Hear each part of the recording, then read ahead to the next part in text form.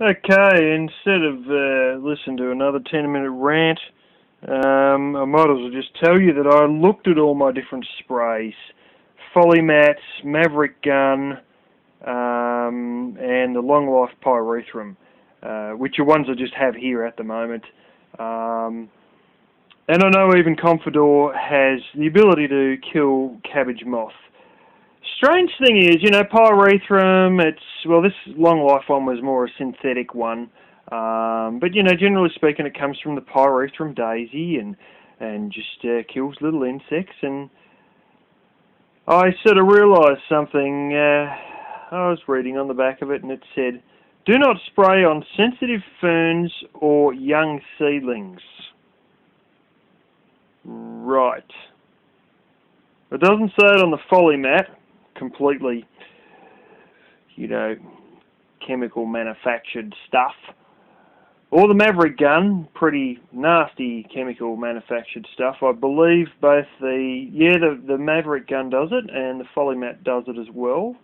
They get into the sap of the plant, and even bits you don't spray will still kill the eating/sucking insects because they get into the sap of the plant. Neither of them had anything about young seedlings, but the lovely organic pyrethrum did. And the ones nearest to the edge of the chicken wire there, against the chicken wire, I gave those the biggest blast because, quite frankly, they were the ones with the most bites taken out of the leaves. And the ones that were more inside, they didn't have any bites, so I didn't really put much on them at all.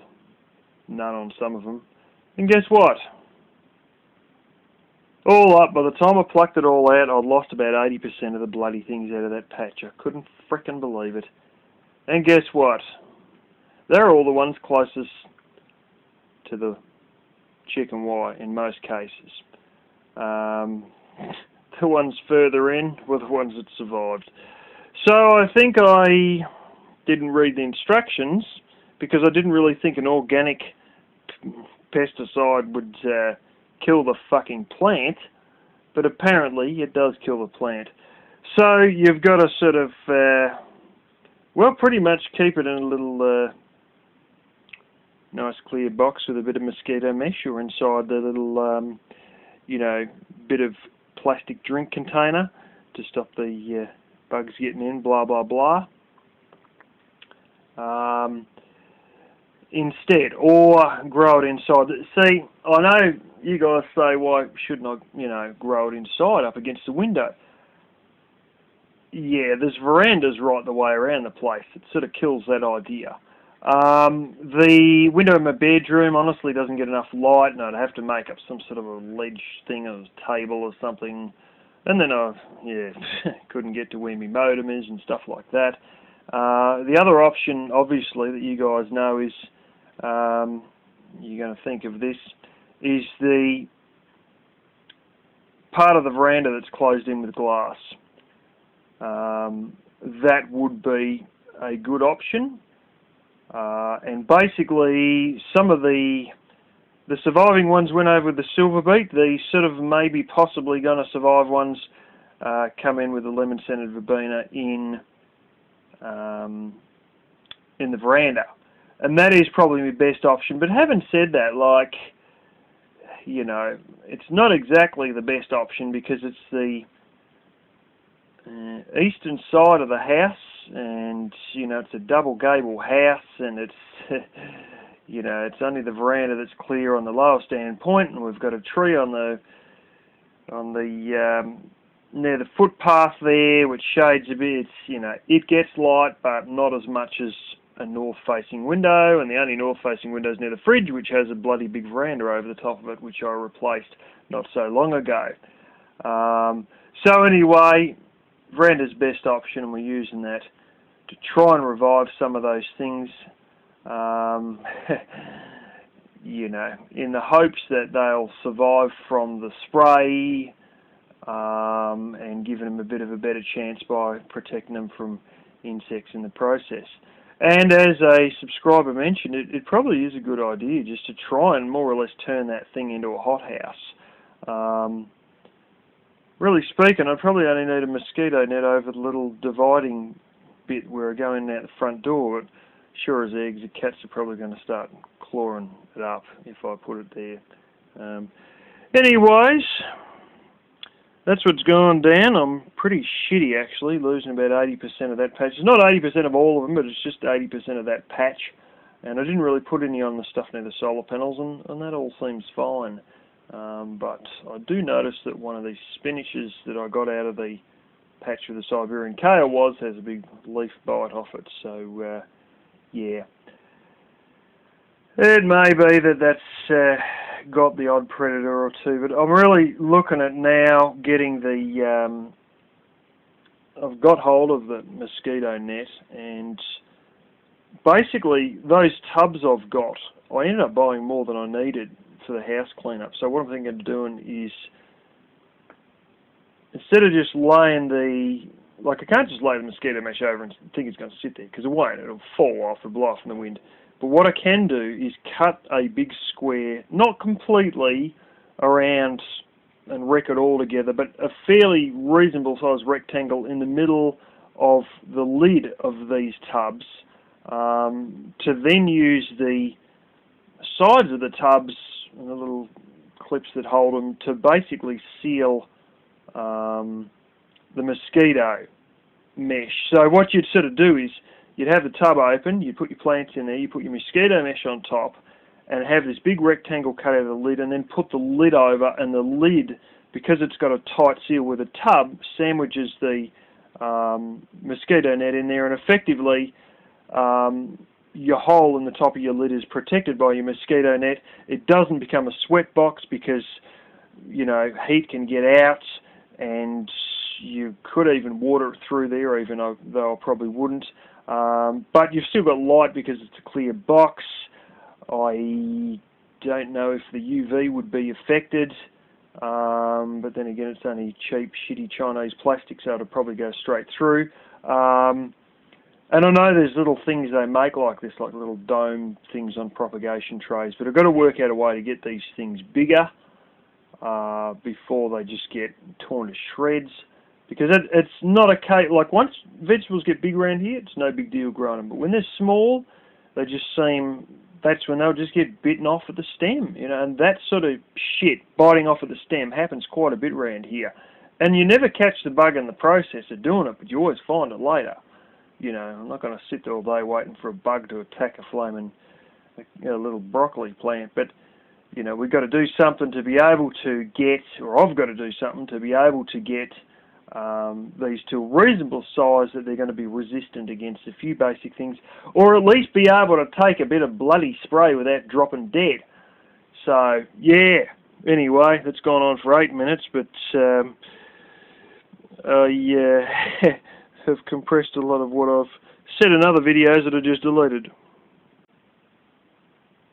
Okay, well this here gives you an idea of my uncle's place. Now this is a joint that got grabbed in the bankruptcy, basically.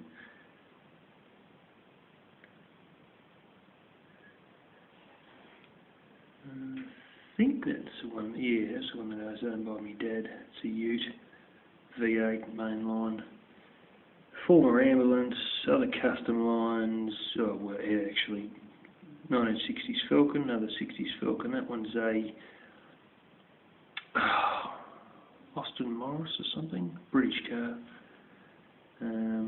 Old Harvester, old shed framework down the back. I'm not joking. Oh, yes, yes. The yellow thing, that's the grader that he sold to his mate who fixed that grader up. This is not a real good look at it, obviously. This is from the back of his house, basically. The house was further back towards, if you walked directly backwards, you would have hit the back corner of the house, basically, but that would have been about 50 metres from the back left-hand corner of the house, I suppose, where this is taken.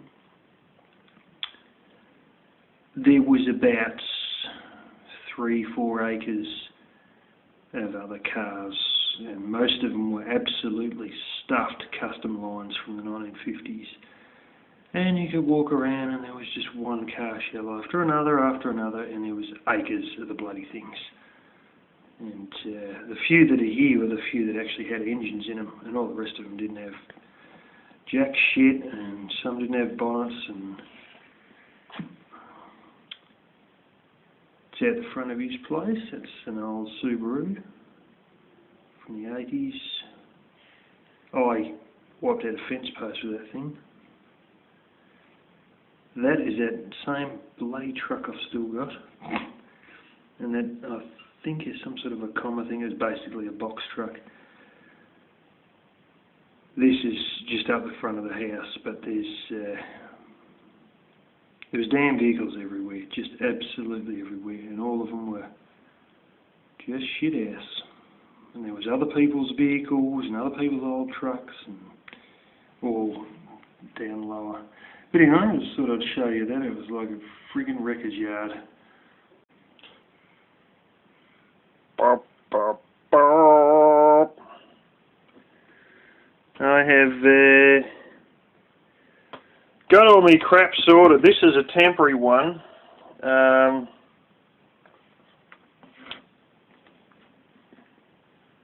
Medicare card number advice. And number 1 with me beside it. And any wife dependents come down number 2, number 3, number 4. I have valid till 5th of 2021. I had an old one of my mum's that ran out in 2001, and just from the number on that,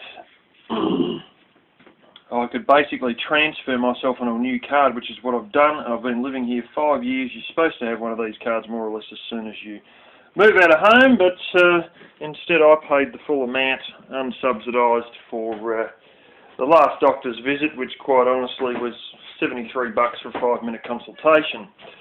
I could have used her card to get the money back, and it would have been transferred into her bank account, because you used to have to go into this individual office and they'd give you cash over the counter after filling out a simple form and giving them your doctor's receipt.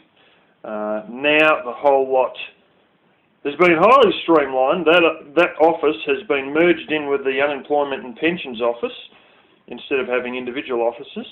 So I went to the same place that I have had to go to deal with some of the unemployment stuff, especially when I signed up initially. And I went in that same line that I've been in a number of times before, and yeah, got sorted with all that. The stupid thing was they wanted to know my bank account details on the spot, and yeah, I had to run into my car and get them, and then basically, yeah, instead of getting straight through, I missed a call up and had to get in the line again and be called up a second time, and then whackety-whack for 5 minutes, and I got that card, and that number now is pretty much for life. So, and that means that your $73 doctor's visits will be knocked back to, I think it's $30, $35, something like that.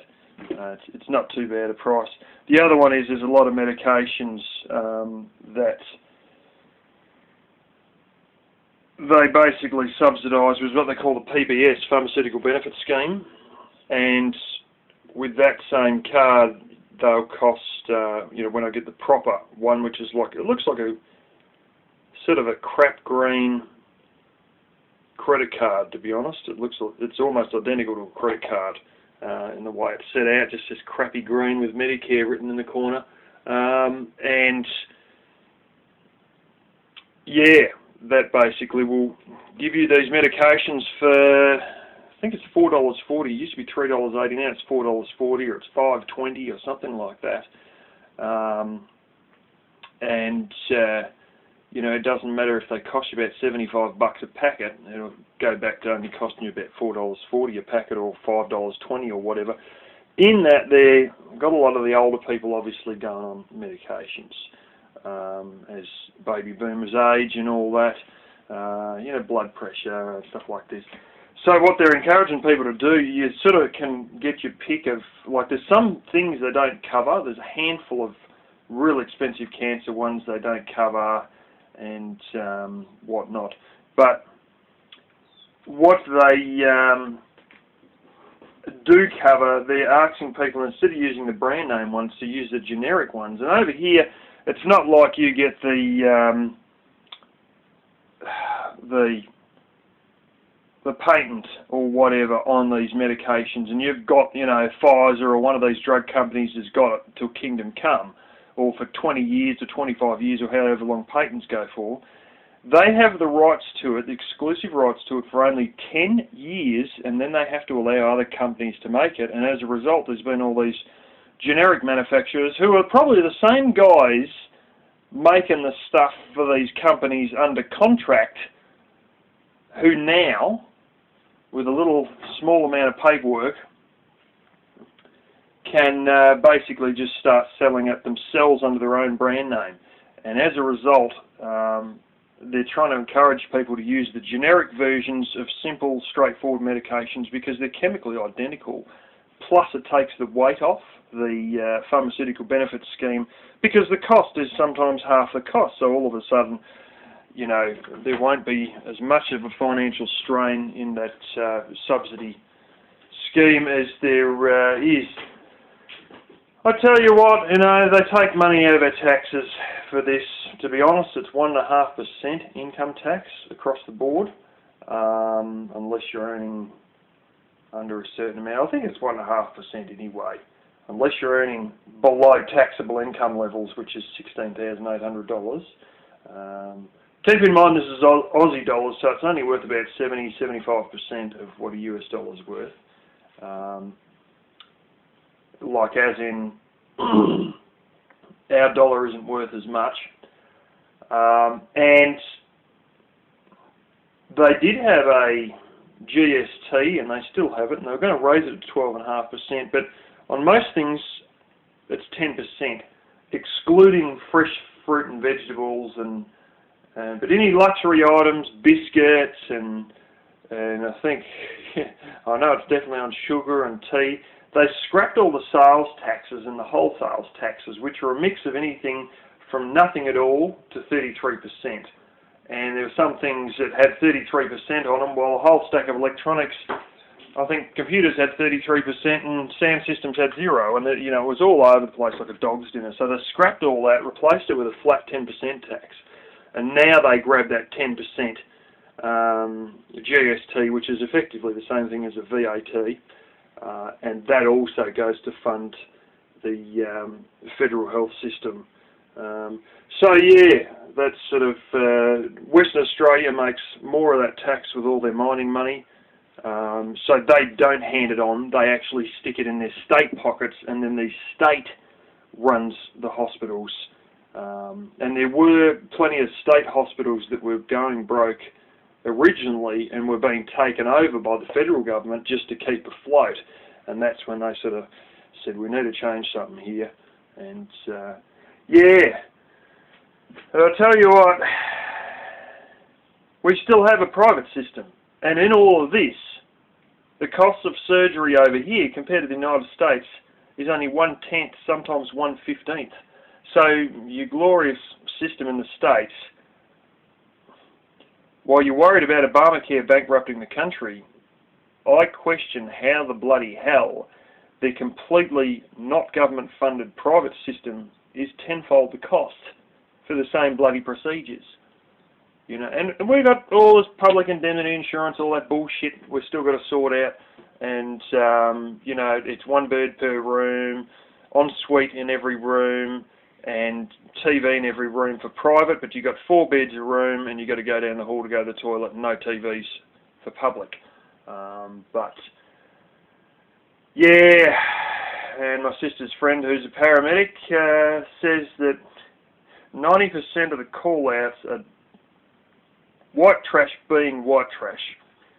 Stupid shit, like riding bicycles off the top of house roofs, and just suicidal sort of bullshit, and dumb accidents is 80–90% of all the call-outs. 10% of the call-outs are legitimate, another 10% of the call-outs are old people who think they might be having a heart attack, but they just want to be sure, and it's, you know, all their blood pressure's gone through the roof, so they just ring the ambulance to be sure, you know.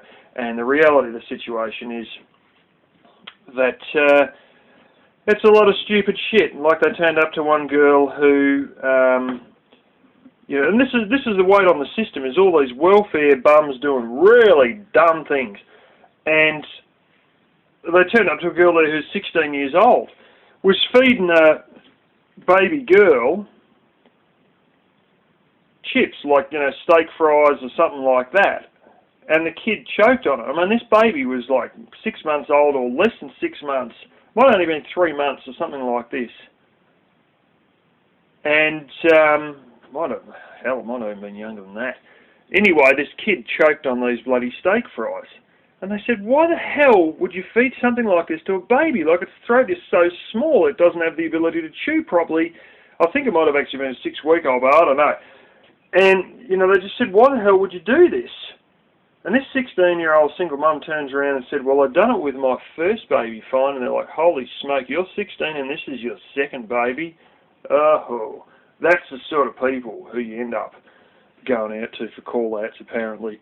And, and the ageing population and so many people in nursing homes just puts more weight on the system. But I'll still tell you, there's still a simple fact that even our unsubsidised private surgery, is 1/10 or 1/15 the cost of America. And it's not Obamacare that's going to bankrupt you. That's really a question of why does it cost so much for medical procedures in America?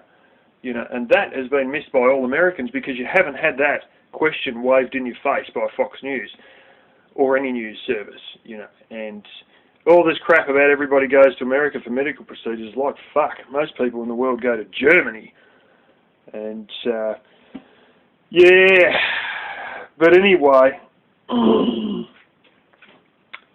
America does have some really super-duper highly specialised things for people who have got these bizarre illnesses that only 1 in 15 people in the world have got, these bizarre illnesses where it's 1 in a million and only, 35 people around the world or something have got these illnesses. America has got treatments for that, and that is one of the reasons. But, there's very few people. But those people, of course, make the news, and then it's like, oh, well, everyone's coming to America for medical help. Yeah, not really. Anyways, that's just my little medical rant. And our system is much the same as the Canadian system, which is all really derived from the British system. So, and all three systems are very similar, and I think New Zealand's is pretty much the same. But anyway, that's my little medical rant that I've been sitting on for probably about 2 or 3 years. And all started by the fact that I'm going to finally get myself sorted with my little card.